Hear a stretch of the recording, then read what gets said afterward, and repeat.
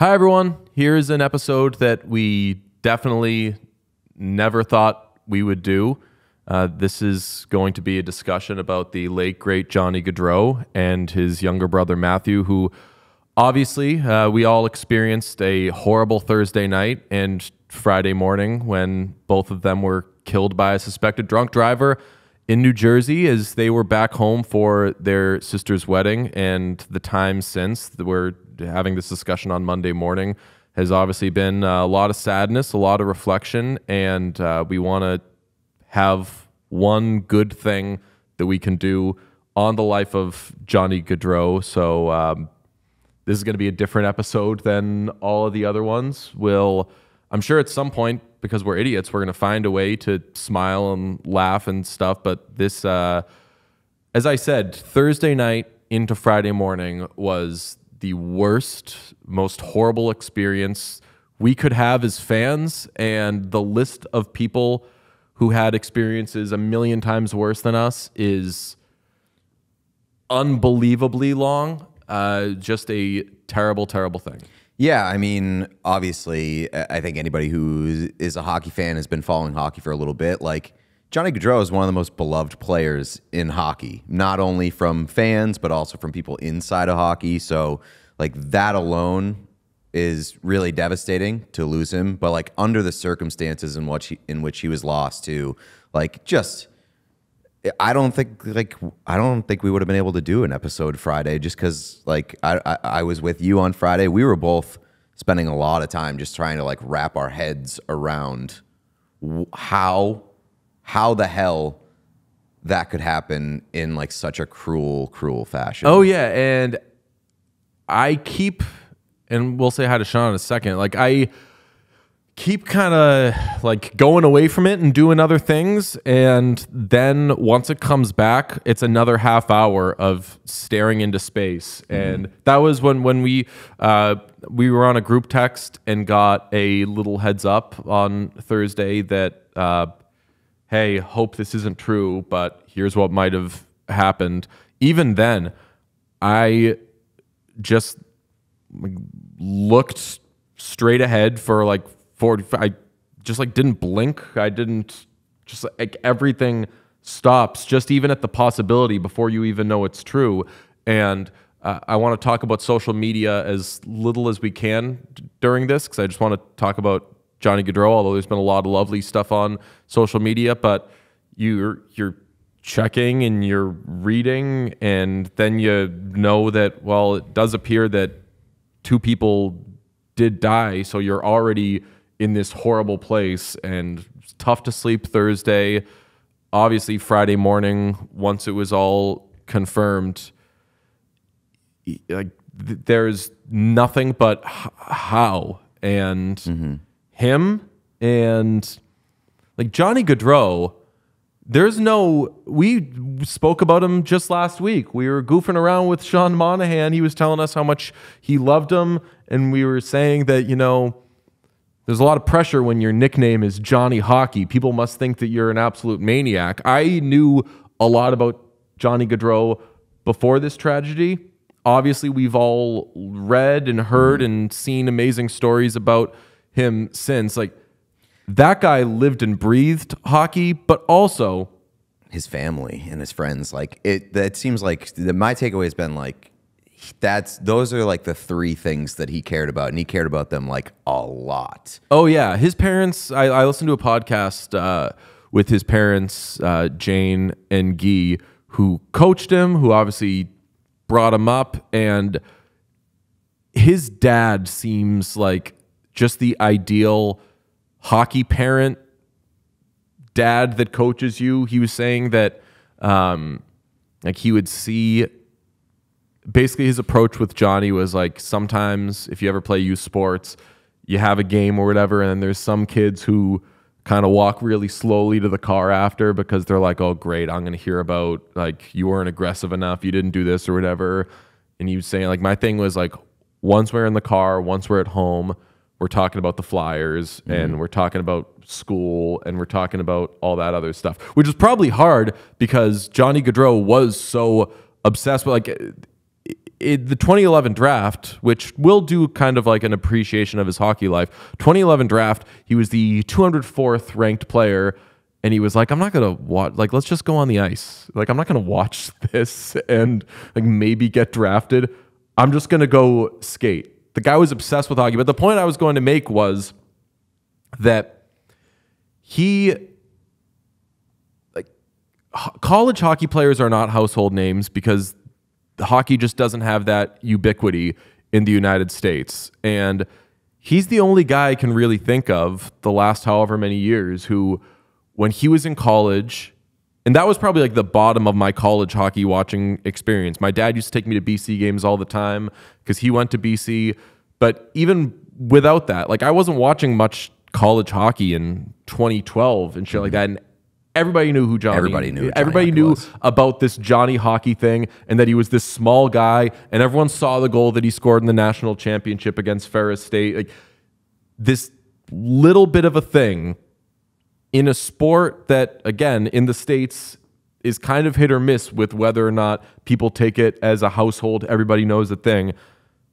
Everybody knew that guy. Yeah, I mean, like that's like really kind of where, from a personal angle, like I feel this connection to Johnny Gaudreau. Like I didn't know him all that well. I spoke to him like a few times, but I didn't know him. But like from a personal angle, when I was really, really starting to get into hockey was when Johnny Gaudreau was dominating at Boston College. And he was like the first college hockey player that I fell in love with. And I don't think anybody has had like an aura around them like Johnny Hockey did at BC.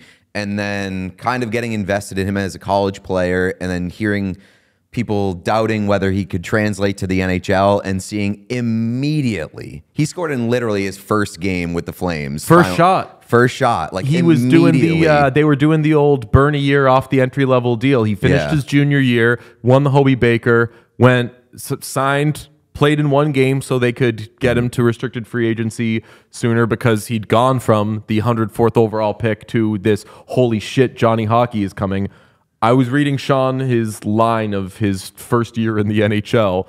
Coolest line in the world. One game played, one goal, fucking assist, 1 point. We'll see you next year when I get 60 plus points and score 20 plus goals. Yeah, so like immediately became a star, immediately proved the doubters wrong that like he's the guy that I always go back to when there's a guy even in the first round who's a little bit small, a little bit of a thing, but puts up like 90 goals in the development program. Take that guy. He's going to be good. His skill set is going to translate at the NHL level. I always go back to Johnny Gaudreau as the guy like a bunch of morons passed on him because he was too small. So like I've loved Johnny Gaudreau since college. And going back to his dad thing, like, did you know how his dad taught him how to skate? I learned this in this week. No. Sean's nodding. He's excited. Skittles trail on the ice. Really? Skittles trail on the ice. He would skate and pick up the Skittles, and that's how he learned to skate. And like that's another part of the Johnny Gaudreau, you know, his personality that like it makes this a lot harder because I don't know, like he's obviously an adult and people talk about how like great of a man he is. I don't know, like he has like this boyish innocence to him that like just that like he never lost like the inner child, and you can see that like he dresses terribly. His teammates make fun of like what he eats, like the Johnny ham and cheese thing. Like he smiles all the time. It just seems like he loves playing hockey. Like that makes it really hard because I don't know, like as a person, I love those kinds of people that like just don't ever lose their inner child. Yeah, Sean, what was your Johnny Gaudreau experience? I mean, we talked about it a little bit before the show. I was not, I mean, I'm a decent amount younger. 2012, I would have been starting high school. I was not following hockey nearly as much, but kind of like you were saying with him at BC, like he became a name that I knew because he was the kind of player I liked. Like he was small and undersized and fast as shit and just like electric to watch. And like I've always loved those kinds of guys. So it was as kind of like getting back into hockey. I definitely think Johnny Gaudreau helped that a little bit because he was just one of those guys that made me pay attention to Calgary, pay attention to like hockey out west, and pay attention to hockey in general. He was just like an electric hockey player, and those are the kind of guys that I like watching. So his parents obviously got him skating. His dad was the general manager of the Hollydale ice rink nearby, so he just absolutely lived in the rink. Him and his little brother Matthew, and you've probably seen by now like what he looked like as a youth player. There's video of the brick tournament that we'll show in just a second, but he was this, even for a kid, crazy undersized. Like, I don't know if you saw, like, there was like a player card of him when he was a kid, and obviously all the kids are small, but it's like, I want to say he was like 50 pounds or something, like, but like they list the height in the 4'2", 50 He's pounds. just like the smallest thing in the world. And legitimately, I forget the name of the podcast. I apologize to the host, but I listened to like an hour and a half long podcast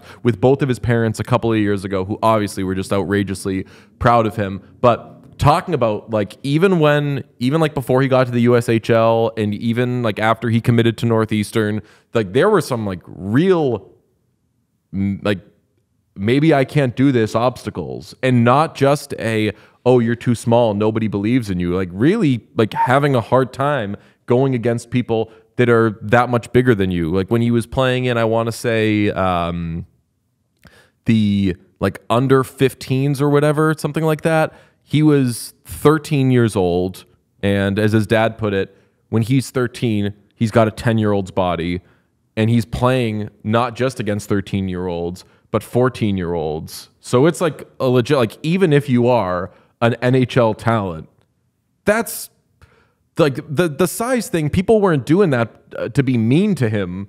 That's a real obstacle that you need to overcome. But Sean, if you could play the video of him in the brick tournament, because even as a 9-year-old, unbelievable. Can't get it in, and Boston will try and start out at center ice. The puck bouncing around. Taken down at the blue line, loses the puck, and back will come Johnny Gaudreau. Gaudreau gets by a maze of players, comes in over the blue line, coast to coast, takes the shot across the goal mouth. Gaudreau now in the corner, tries to center it. No one there. Now it's picked up behind the net. That's Boyle with it for Boston. Leaves it behind the net. The wraparound, and Johnny on the spot. Number 3, Johnny Gaudreau.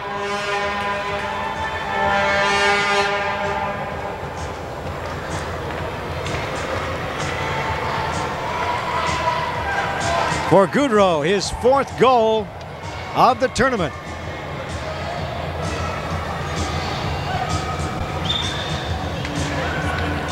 I mean, if that doesn't wreck you, I don't know what does. I just say thank God for that poor goalie that seemingly he didn't know about the Michigan yet. Yeah, I know. Because he was going to Michigan the fuck out of that whole entire brick tournament. But incredible young player, as we've said, just like really ate up all things hockey. Mentioned he was a big Flyers fan. That obviously comes into the picture later on in his life when he leaves Calgary, and we all kind of thought that that's where he ends up going, and instead he ends up trying to forging his own path, which, just as a small little note, I love when people do that. I love when there's like an obvious, hey, go here, this is what we've decided for you, and oh, you want to be closer to home? Okay, like literally go home. I loved that and obviously we can get into the minutia of it. The Flyers weren't really in the picture anyway, but I like... But the Devils were. Yeah. And like it kind of does speak to how tight he was with his family, was that not only did he want to move home or be closer to home and left money on the table in Calgary and ended up going to Columbus, but he didn't want to be too close to home because he said like there would be like an open door policy and it would just get a little too much for him and his like direct family, which like if you are very close with your family, that open door policy thing does exist, where people just show up to your house and you're like, all right, enough. Yeah. And so, like, I get it, but that also speaks to how close he was to his family, that he didn't want to be too close to home. But he did the one thing that the coolest family people do. You know what he bought? He bought a shore house, and that was basically for the family. He was like, this is the summer place. This is where we'll go, and this is where we'll all meet up. And if anybody, I mean, I know we're in Boston, like some families will have a Cape house or some families will have a main house or whatever. It sounds like such a like not interesting cliche thing, but if you, whether you're a parent, whether you're a son, whatever, daughter, if you can just provide, I've learned this in adulthood, if you can provide or have just a little meeting spot for family, it is, I shit you not, an actual life changer. Yeah, 100%. My adulthood is so much different just because every summer now I'm like, am I going to Maine this weekend or not? And if I do, I can see my parents or I can see whomever. It's like a dedicated family spot. So if everybody's going there, then like everybody's going there with the same intention, which is to spend time with family. And that's where like so many of those memories and stuff happen. But yeah, I mean, it's the family angle. There's so many angles from this whole thing that's just like impossibly cruel and like tough to wrap your head around. Like the fact that they were home for his sister's wedding, which it was literally the next day, the day that we all found out for certain, like that was supposed to be his sister's wedding day. Him, Johnny and Matthew, both supposed to be groomsmen in the wedding. Just like even going back to like the boyish thing, like to die while riding a bicycle with your brother is just like, it's awful. It's awful from so many directions. And like, I mean, you talked about the social media thing, and like the social media angle of it all has been kind of like a lot of pro and con from my perspective, just because like if I go on social media, I see all this stuff and it brings me into this hole of like, fuck, this sucks. And like you can get like zombified just scrolling through and being sad. But also like, you know how after somebody famous dies, like everybody comes out with these great stories, and a lot of the times you're like, oh, I don't know if this is true. I don't know if it's like, you know, it's just like people, I don't know what the word is, like just like propping up the dead or whatever. Mm-hmm. And you know how that happens? Like based off of everything that I heard about Johnny Gaudreau and the Gaudreau family, like prior to the death, is I believe everything that comes out since then. And like it's also like a positive experience to read all of those things on social media and all the stories that are shared by like, whether it's Kevin Hayes, other former teammates, just people that have met Johnny Gaudreau once, like the people that talk about like how he met their kids at the local rink in New Jersey because he was always there when he went back home. Like all of those things make me feel better. And like, I think it helps paint a picture of who he was. So I do like seeing that stuff, but it is hard to be like just engulfed by it all the time. Yeah, I said going into this, like we don't need to talk about the social media aspect of it, but I had that feeling of like, I don't want to fucking like write a tweet right now. Like I don't like, because you're thinking about it and it's the only thing that's on your mind, but I'm like, I don't want to like, or I can't do a one tweet, send it out, and then I don't know, everybody grieves differently. And I hope that's not interpreted as like, I don't want people going to social media or whatever, but no, I mean, I really couldn't do anything for like a little bit other than just fucking sit there. Like my brain was in some sort of state of God knows what. Yeah, I mean, I think certain people land with like, I have so many thoughts, I just need to like get them out, and then other people are just like, well, what the fuck am I even supposed to say? And I don't think either one is wrong. It's just kind of how you process it and whatever like it's everybody's process is different. So I don't know. Like, I'm just speaking from my own like consumption standpoint, where it's like, shit, this stuff makes me feel bad, but this stuff also is positive and I think good that people are sharing these stories. Yeah. Oh yeah. Like all the I have loved them from, maybe it took me a day or two to kind of get to that point. My big dumb brain, I just was, this is a weird thing, Google image search Johnny Gaudreau, Boston College, and just looking at pictures of him celebrating goals, and because that's what, like, I don't have any Boston College stuff. Apologies to my father. I'm a UNH boy.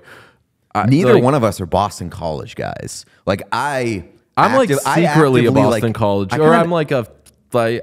I actively dislike Boston College. Oh, I'm not. I was like, I'm like born a Boston College guy. Okay, not me. Yeah, that's like the worst thing about you. Even as like an active guy who roots against Boston College, like it was impossible not to like Johnny Gaudreau. Oh yeah, the absolute best. Yeah, so that, I mean, that was I guess Friday morning of, like, even with the slight heads up Thursday that there's a small chance this thing might have happened. And I'm sure everybody, there's no way of knowing what you're supposed to do there and what can possibly make any of us feel better, because you go right to the family, the parents, the kids. Fucking, we'll play it later. I'm sure folks, if you listen to this podcast and watch this, like, heard Sean Monahan on with us last week. He just had another kid, had Gaudreau at the beginning of this year. And if you know anyone who has died young, especially somebody with kids, it's a real, like, what are we doing here? Who's in charge of this? How is this? How does this benefit anybody? Yeah. And Matthew, same deal.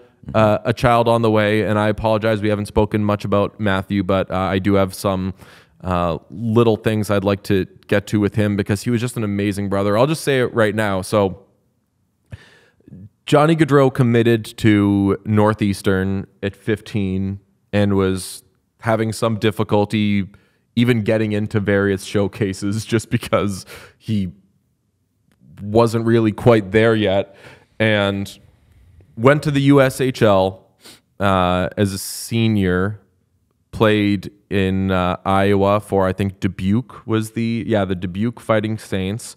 Little trivia question: who was the head coach of that USHL team? Couldn't even begin to guess. A bald guy called Jim Montgomery. Wow. Jim Montgomery. All you had to say was bald guy, which is wild because there are so many coaches in the NHL that are bald, but every coach in the NHL is a bald guy. I know. I didn't narrow it down even at all. That just shows that Jim Montgomery is the most iconic bald guy in the NHL. It's all love. There's that. I told you we'd get a smile at some point during this. We'll make fun of Jim Montgomery for some reason. Gaudreau, surprise of nobody, dominated in the USHL. He was Rookie of the Year and an All-Star in that season.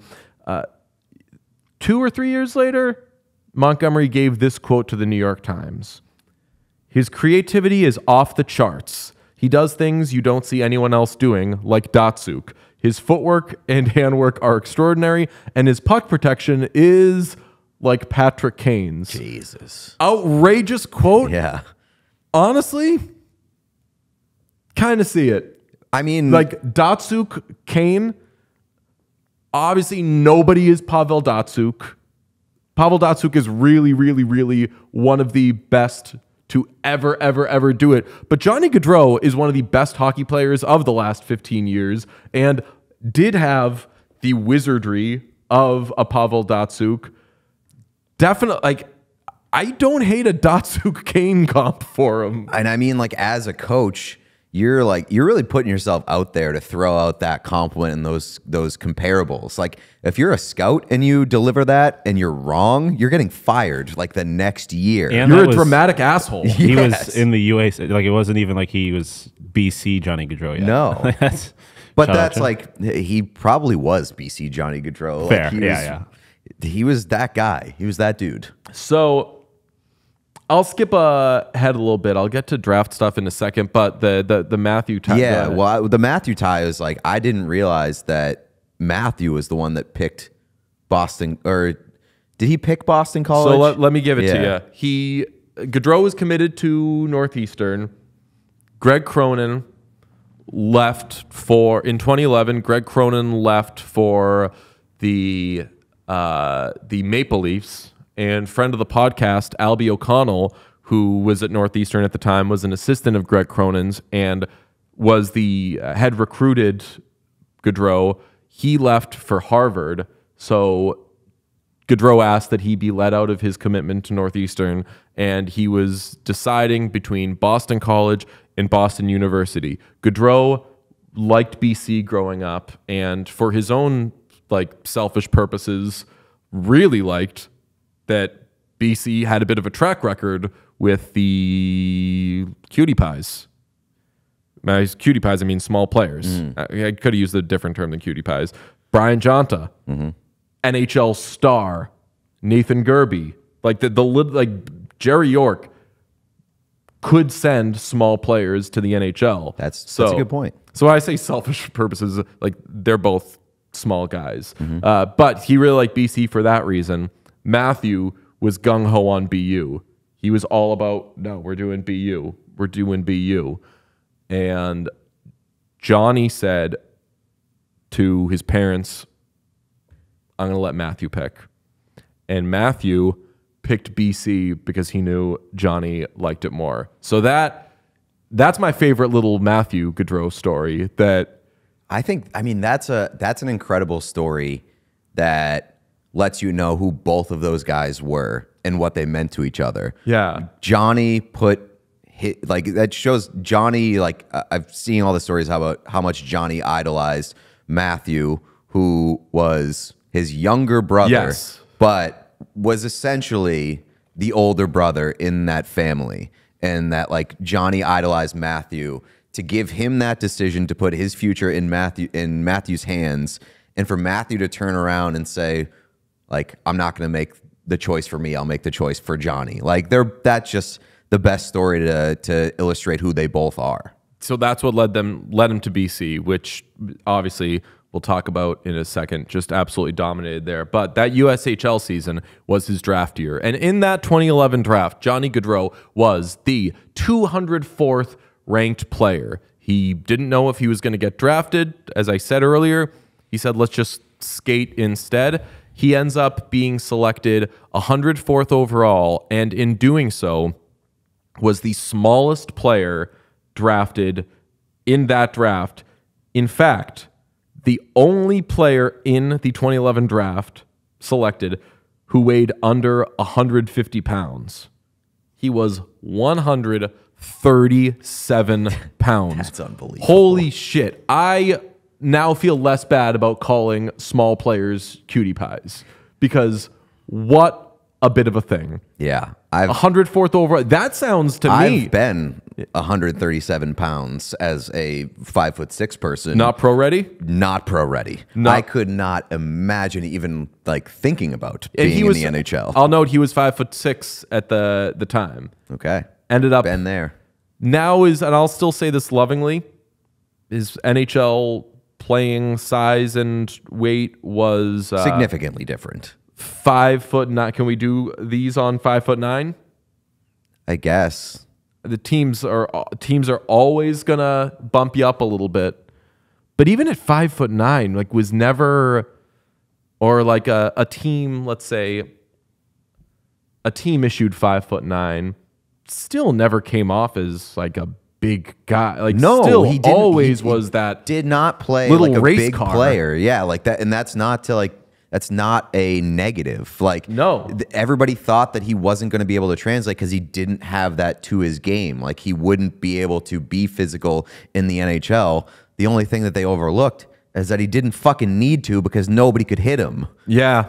He was a, what were they called? Sean, you might know this. In one of the wars, they were called like cigarette boats, where there was like tall ships, and then they had like these like tiny little boats that were just small and fast and would just like go through them. And these tall ships would be like, well, and fuck. That's like whenever I see like the Connor McDavid highlights and there are those bozos on Twitter that are like, just lay the body on him. Don't let him dance you. It's like, you can't lay the body on him because he dances you. Yeah, have fun. Despite being taken in the hundreds, and I said to Sean before the show, just for today, I hold a little grudge against Nikita Kucherov because I wish he weren't in that draft. Because Nikita Kucherov, also not a first-round pick, a Hall of Famer's Hall of Famer, but Johnny Gaudreau, second most points in that 2011 draft class. Look at that. Kucherov, 873 points. Gaudreau, taken, the only one in this top five that's taken in the hundreds, 743 points. That's more than Scheifele, who's a top 10 pick and a outstanding player in his own right. It's more than Ryan Nugent-Hopkins, who is a pretty good. I mean, we love Ryan Nugent-Hopkins here, but I'd say like a pretty good result for a first overall pick. Yeah. And Johnny Gaudreau, not to turn this into a compare guys, this guy's better than that, whatever. Johnny Gaudreau is the second best player in that draft. Yeah. And 115 of those points came a few years ago, his last season in Calgary. And that's I believe the fourth most by an American-born player ever in a single season, which kind of unbelievable. Yeah. Went to BC after that. Again, shout out Matthew. I love the story of how he ended up at BC. 2011, freshman year, point-a-game player, had 45 points in 44 games, second only to Chris Kreider for the team lead. Most notably, though, as a freshman, scored, I think, still the biggest goal of, like, when you think Johnny Gaudreau, we discussed this before the show and maybe during it, I'm always going to think of Johnny Gaudreau as BC Johnny Gaudreau. Yeah, and then still very much Flames because he did so many amazing things in Calgary. But when I think of Johnny Gaudreau and Johnny Gaudreau goal, like I bet if you go on YouTube, Johnny Gaudreau goal, Ferris State national championship, 3 minutes left, BC holding on to a 2-1 lead. He picks up the puck at the blue line, basically has a guy with him the whole way, fends him off, and has a defenseman stapled to him as he finishes and goes back. Like, a sick goal scores sick goal. Yeah, I think that we both agree that like Johnny Hockey is like, when you think about him in your head, it's the BC player, which is almost unfair because when you think of great professional athletes, or you think about great athletes and you think about them in college, that usually means they didn't really work out in the pros. Mm-hmm. But I mean, it's obviously not the case for Johnny Gaudreau. I just think that Johnny Gaudreau at BC was so iconic that it's hard not to think that that's like his signature stage. And that's where you heard Johnny Hockey. Yeah. I'm sure that there was a shitty maybe, actually I don't know, I don't think I was very cynical back then, but I'm sure that like people when they heard that name for the first time were like, you don't get to have what's Johnny Hockey, what is that? And then you watch it and you're like, what is he doing, how is this happening? For the record, when you type Johnny Gaudreau goal into YouTube, the Ferris State goal is the second goal because the first goal is his Game 7 winner to eliminate the Stars. Oh, that's the other one because that's the one where he had the hug with Sean Monahan in the tunnel. I think that might at this point now be a little bit more famous, but I do think that like when I think of famous Johnny Gaudreau goals, I'm probably thinking of that BC one first. I mean, if I'm cutting together a Johnny Gaudreau tribute thing set to music, which I'm absolutely not doing because I'm having a hard enough time getting through this, scoring that game winner, hopping off, doing his salute and everything, hopping off the ice, Sean Monahan in the Flames t-shirt, biggest hug you've ever seen in the world. Amazing. I also think that when the Johnny Hockey stuff happened, that people were like, all right, yeah, whatever, because I think it branched off from the Johnny football thing for Johnny Manziel at Texas A&M, and everybody was like, all right, we're not doing this for everybody, right? I'm not wrong. I do remember there was a little scotch of it like was like, cynicism. are we just doing this Just Johnny because his name is sport Johnny? now? Yeah. And like for it to stick and for it to be worth the hype and worth the label, And no that offense- shows you how good Johnny Gaudreau was. And no offense to Johnny Manziel, but I mean, in the end, I think If you're thinking it's about one players person's that nickname weren't ready more for than the other. pros, and you're saying between those two, obviously Johnny Manziel. And speaking of ready for the pros, his sophomore year at Boston College, he was 4th in the nation in points, led the nation, though, in points per game, had 51 points in 35 games, Hobie Baker finalist. A lot of people expected him to go to Calgary from there, but Matthew Gaudreau was going to Boston College the next year, so he returned for his junior year. And in his junior year, 2013-14, I say this with all the love in my heart, should not have been allowed to play or do that or do any of that because he will have a full screen of what the fuck he did historically.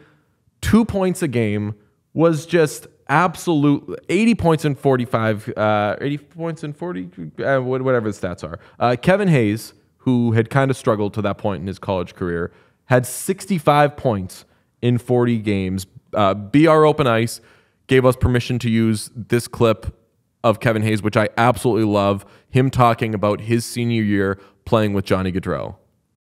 I heard him in some interviews today, just how excited he is to, hopefully play with you. And I hope you guys play together. It'll be electric. Just to do, because I remember my dad calling me when you guys were in college, and he's like, "You got to see these two kids. They are insane." It was crazy. I don't know how it happened. I didn't really have a good college career until my senior year, and we played together, and we were getting like 3-4 points a night. It was an absolute fun was that? joke. There was a game, I think, where I had 8 points. He had 8 points. Like, it was Who'd you play? Maine. And they were good, right? Yeah, it was wild. We legit went into honestly, it's probably how McDavid feels in the NHL. Yeah, against the best. Which is like insane because in college we're like, this is so easy. And I love that clip. That's so my favorite much. clip, and not just because it invokes Connor McDavid, but it's just so funny to hear Kevin Hayes, who obviously legend, what a great player, being like, I felt like Connor McDavid because of that guy. It is unbelievable. It's the there's just, again, love Kevin Hayes. He's got nothing in common with Connor McDavid. No. And he and Gaudreau dominated to the point of, and I did get that, I want to clarify the stat, it was 80 points in 40 games. College hockey, you look at some great college hockey players and They great don't do guys who go that. like Riley Smith or whatever, you'll look and you'll be like, oh, like he had 13 goals. Cool. That's a good goal. We got to watch out for that guy. That guy scored 30 goals. This small little man was a maniac. Was way too good for college hockey. And had fathers of other NHL players calling them to be like, yo, check out this show going on at BC right now. That's unbelievable. I went through, and college hockey websites or stat keeping websites, we got to clean it up because it took me like 9 hours to crunch these numbers. And if they're wrong, I apologize. I blame the websites. But Sean, throw up the best college hockey seasons, most points in a single season since 2003-04. Like, Adam Fantilli isn't on this list. He had 65 points, I want to say, a couple of years ago. And that was crazy good. But 71 really is the mark of you are an insane person and are way too good for everybody else. Kyle Connor, 71 points. Jack Eichel, like Will Smith, like great names on there. Mealy, I believe, is his name. Speaking of guys who played with Riley Smith. And then Johnny Gaudreau, 80 points. 80 freaking points. 9 more than Jack Eichel did in his Hobie Baker winning year. Just outrageous. All of the Johnny hockey stuff makes sense. When you watch what he did in college, when you look at what he did in college, it all makes sense. none of it was, I guess it was hype, but it was just all, it was all deserved lean, hype. protein-filled hype. Yeah. And I mean, also, speaking of Kevin Hayes, like, how bad do you feel for that guy? Like, loses Jimmy Hayes a few years ago, his brother, obviously, like his best friend, and now you lose 2 additional best friends because the Hayes were basically like brothers to the Gaudreaus. Yeah. Like, it's unbelievable. Yeah. I feel so bad for that guy. I really do. And what sucks is, obviously all of this sucks, but I think about, I can't imagine the bravery and the character and all of the things that go into being able to literally stand up and walk around and do anything when you've experienced that much pain. And I think about Kevin Hayes, everywhere this poor guy goes this season, probably for a very long time, is he's going to get a million hugs. He's going to get all sorts of condolences. Gaudreau's teammates right now in Columbus, I feel so horrible for them because they're going to be processing all this stuff that is impossible to process. And I don't know if you saw the 13th minute of the Columbus Crews game against, I watched this game. I forget who they played, but they won in stoppage time. I'm always rooting for that team just because it's got such a good fan base. They did a tribute to Johnny Gaudreau, and it is amazing. And I posted on Twitter, and somebody said, like, I love this stuff. This makes me, like, maybe I'm a sap, but this makes me feel so much better. And I love seeing how loved this guy was. Hopefully every team across the NHL will do stuff like this. Ohio State did it as well. Yep. And I have no doubt the Blue Jackets, especially, the Blue Jackets and their fans are going to set an incredibly high standard and high bar for how to make these guys feel as much love as they possibly can. But I also feel so bad for them because knowing how strong the hockey community is, we're all going to meet that bar. We're all, like, every fan base, every opposing team is going to feel that. And this is going to be such an emotional season for these guys and like these players. And not to say cut them some slack if they have a bad season or anything. Like, I cannot imagine playing 82 games where you are constantly going to be reminded of your own hell that you're living. Yeah, I mean, obviously well-intentioned. Yeah, of course. I mean, like, it's not something that you just like process and then move past. There's going to be like the constant reminders, even if it's just like flashes or like, you know, having a good time and then being like, fuck, wish Johnny was here. Yeah. Like, that's going to affect that team all year long, probably beyond this year. Like, when my mom died, like, it was like legitimately 2 years until I kind of felt like I had processed and like was a human again. Yeah. So I feel like for a lot of those guys, it's just gonna like,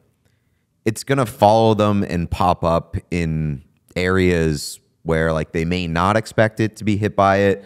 And like, obviously in the obvious ways when like they honored Johnny Gaudreau at Nationwide and things like that, like those are going to be like super, super emotional nights. And it's just going to be tough the entire season. And like, yeah, it's just, and unfortunately, it's not something that the Blue Jackets are completely unaware of or unfamiliar with either, because second player that they've lost in like a handful of years. So like, you feel for that team and you feel for that organization, and like, obviously anything hockey related is not the priority right now, but like, he has a lot of best friends there. He was a centerpiece of that team.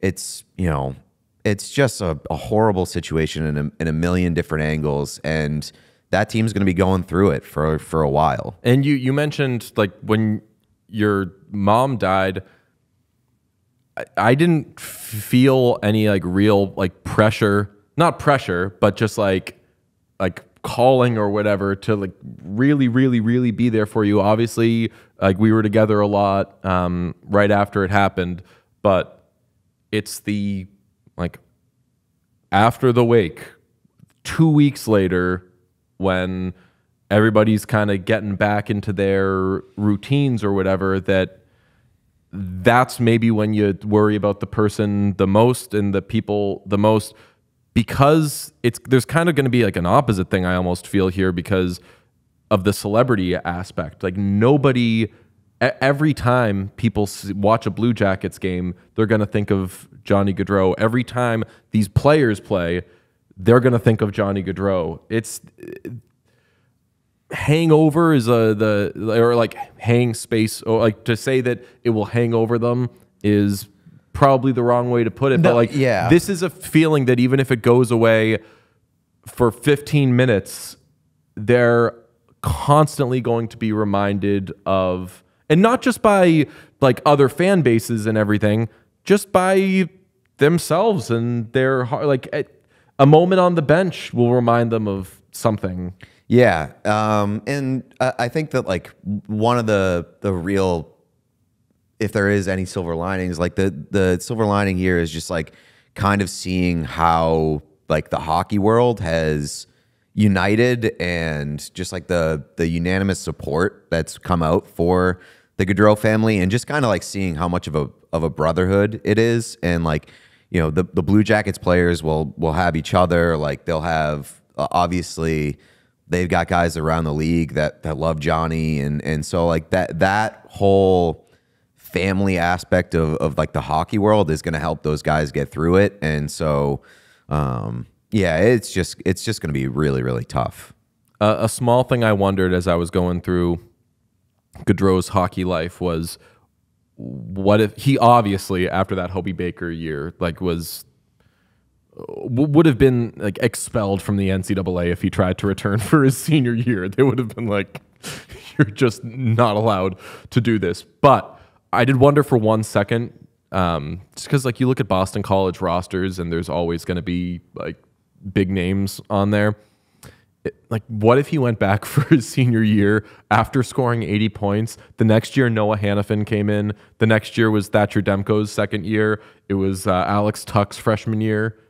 Matthew's sophomore year, so like they could have teamed. Like, thank God for the NCAA that Johnny Gaudreau was like, I have to go to Calgary now. And as we mentioned, he did the play one game at the end of the year thing, so he went, signed there, scored a goal, and then his first full season tied Mark Stone for the rookie lead in points with 64. And would just go on to have absolute monster seasons in Calgary. A lot of it teamed with Sean Monahan. And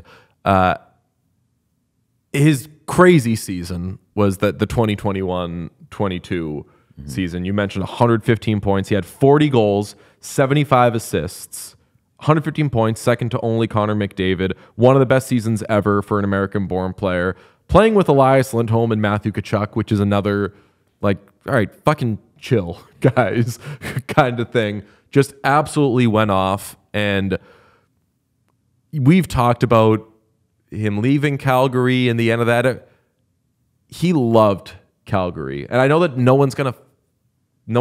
at the time, I think maybe a lot of people didn't want to believe that because it's so tough, especially this was an off season in which Calgary experienced an exodus. Yeah. And he left money on the table to leave Calgary, but that like, that's him wanting to be close to home, not because he didn't like Calgary. On that podcast, I'm going to find the name of this podcast because I feel bad for the person I listened to. Raising a Champion was the name of the podcast, I believe. Anyway, his mother said, or both of his parents said, he always assumed he was going to stay in Calgary. And the first offer going into his walk year was, this happens a lot, very underwhelming. And you kind of got to watch where your starting point is with negotiations because you want to show the player that you're taking them seriously. And the first offer was not great.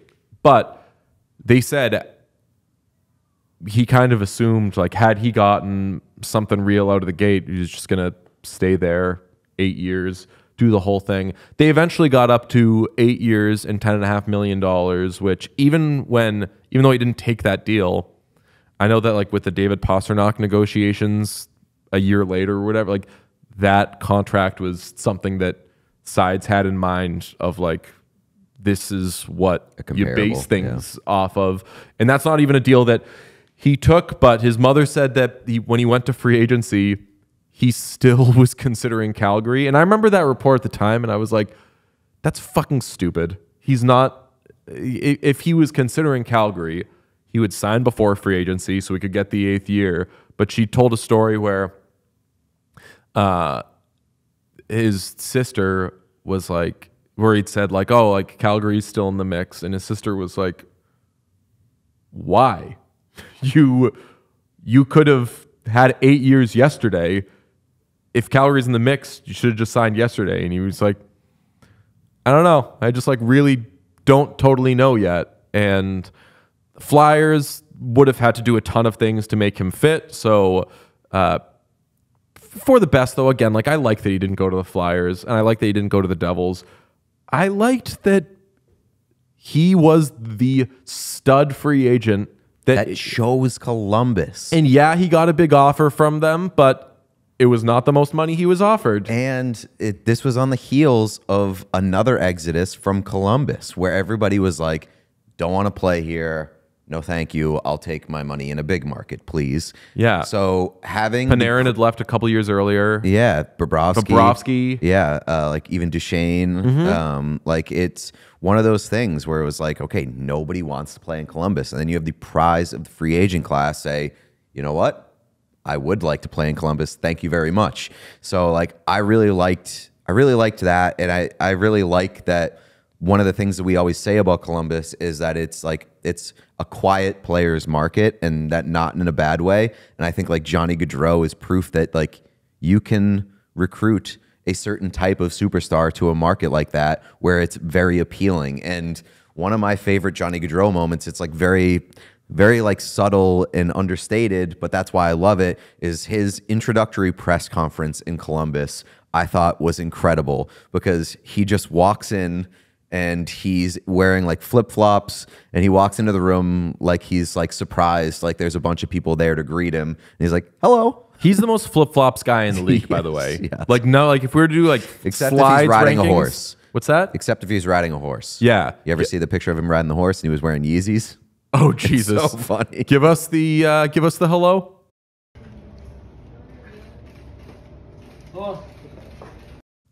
The best. Hello. It's just the best. Like, that's, like, the boyish innocence that I'm talking about with Johnny Gaudreau, is that, like, he still is like a child. Yeah. But a child who became, like, a great man, but kept both parts of himself. That's also such a Johnny Gaudreau costume. Flip-flops, like basketball shorts, essentially, and, like, a golf kind of polo. Yeah.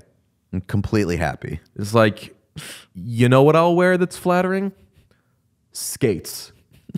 That's like when it's time for me to, like, look flattering. That's his dress up. Yes, that's when I dress up, because that's when I make everybody else look, where I look better than everybody else. Except when he really dresses up and he wears a tux, like at a wedding, because my other favorite Johnny Gaudreau moment is from Kevin Hayes' wedding, when he's on the shoulder of Brady Tkachuk, and once again, the boyish charm of Johnny Gaudreau on Brady Tkachuk's shoulders, who, by the way, younger than him. Yeah. Like, he doesn't care how old anybody is. He's still younger than you. This clip is just the best.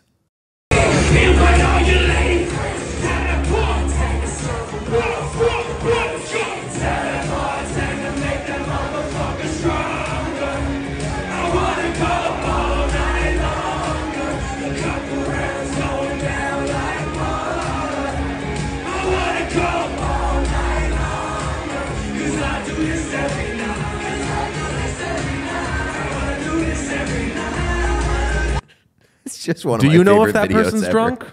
No clue. I also Probably love not. not another soul on somebody's shoulders. Yeah, He's the yes, only one. yes. Yeah. That is the best.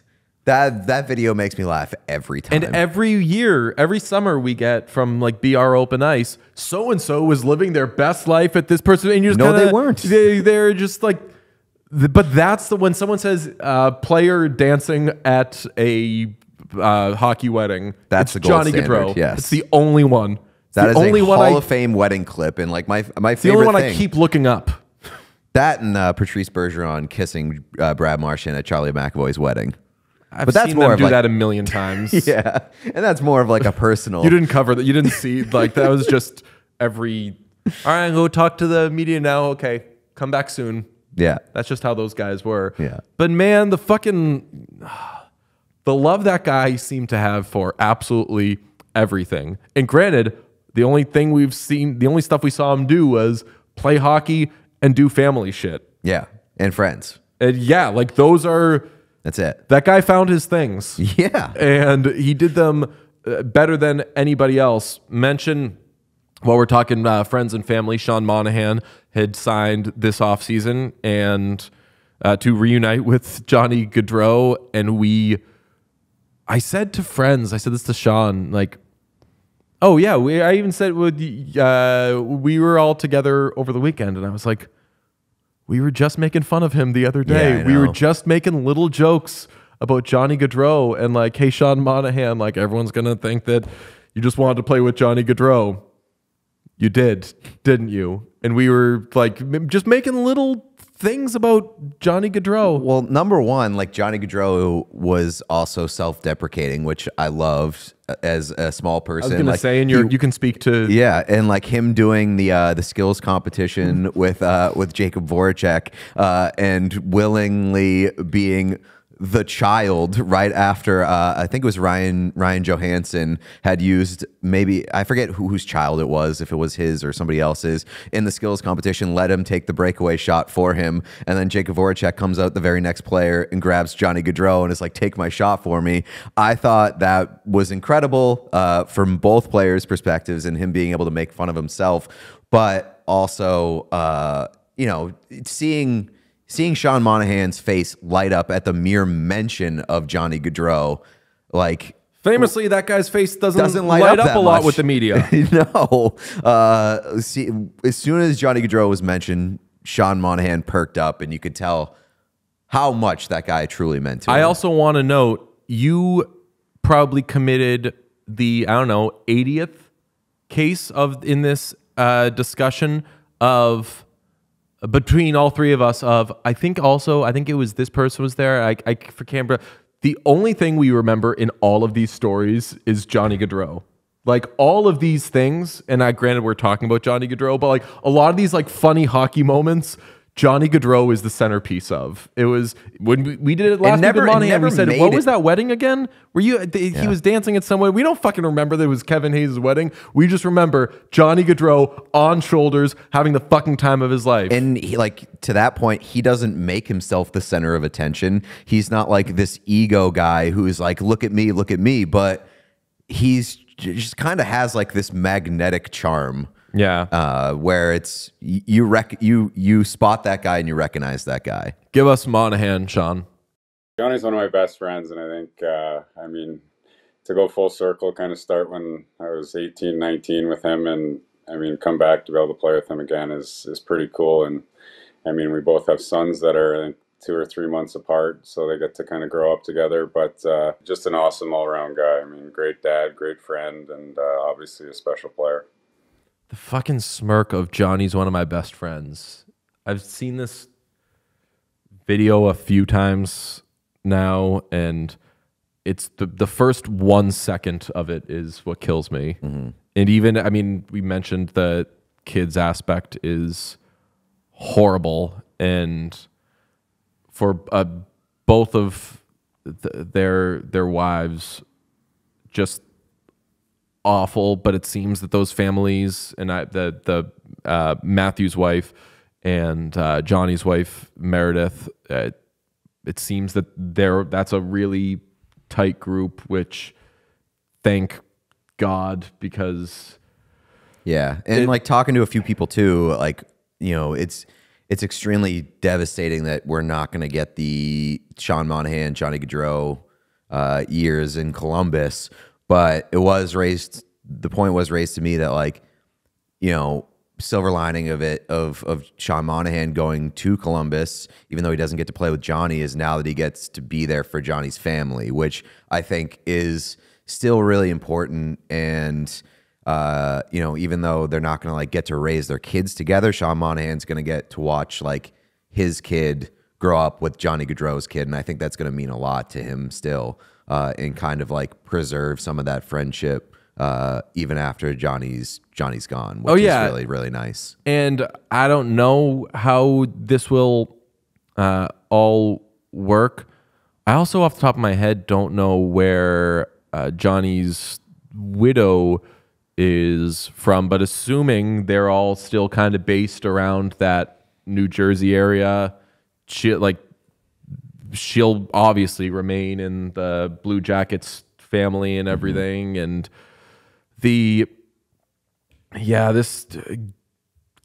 get ready for just a really emotional season. And obviously that's not gonna, the Johnny Gaudreau remembrance isn't going to stop ever. He's got there will be, whether it's the number retired in multiple places, Boston College, Calgary, Columbus, this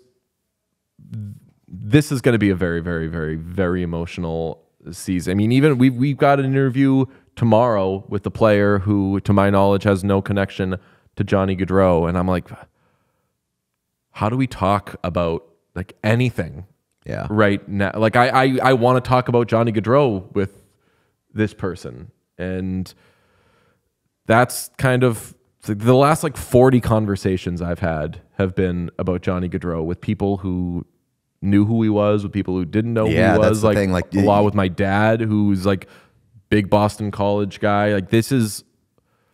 Yeah, I mean, like that's the thing too, is that like this whole situation is so awful that it is permeated the hockey world and gone to basically like all of humanity, that everybody's like, how awful is that story? And like obviously people, I'm sure you guys have gotten this too, like people who know that you're a hockey guy like want to talk to you about this, because this is, even if they're not a hockey fan, they know about this story and they like want to know more about Johnny Gaudreau. They just want to talk about how sad it is. Like it's something that is, you know, obviously going to be talked about for a long, long time. And to that, whoever, if someone's just stopping by here because, I don't know, if they're like, just want to hear Pete or I talk for some reason, you don't know a lot about him. We've obviously discussed him a lot, but to anybody who's not a hockey fan, the answer to every question is yes. Like, was he really that good? Like, oh, like, was he really one of the best? But like, yes. And he was really, like, everybody loved, yes. Yeah, yes. like everything, the answer is yes. Yes, like the beloved thing is not a posthumous anointment. He was truly one of the most beloved players in the entire NHL, not only by people that he played with and his teammates that had like some obligation to love him, by like opponents. Yeah. Everybody in the NHL basically loved that guy.